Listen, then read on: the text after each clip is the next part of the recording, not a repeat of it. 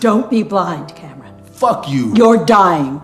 The clone went home in Cameron's place, interacting with his wife just like Cameron would. But the family dog barked loudly at the clone. When Cameron woke up and learned the clone had already gone home in his place, he lashed out at the doctor. But the doctor reminded him that according to the test results, he would die soon. After calming down, Cameron went to the monitoring room and watched his clone living with his family through the contact lenses. As time went on, the clone began removing the contact lenses more and more frequently, preventing Cameron from watching his life. Cameron secretly left the cloning facility and snuck into his own home. He went into his studio and looked at the paintings the clone had made, checked the text messages between the clone and his wife, and saw the little toys the clone had folded. Suddenly, he heard a noise behind him. The clone gestured for Cameron to be quiet. The two stared at each other in silence for a long moment. Then the clone spoke. Do what you need to do.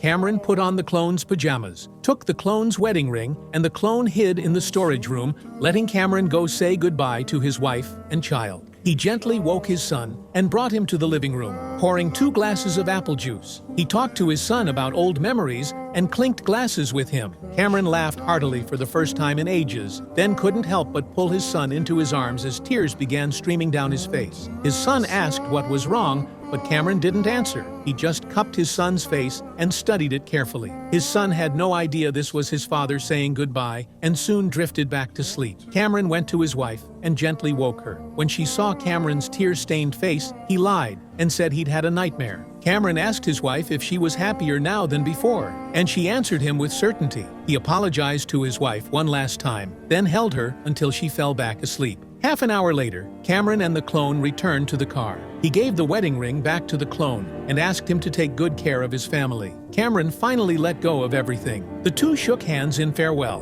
One would die, the other would live on in his place, keeping this secret forever. From then on, Cameron lived at the cloning facility, waiting for his death. One day, the doctor told him that the clone would no longer know he was a clone. From that moment on, the clone would completely replace Cameron. Cameron accepted this calmly. The doctor said the clone had left him one final gift, a recording where the clone had asked his wife to sincerely tell him she loved him.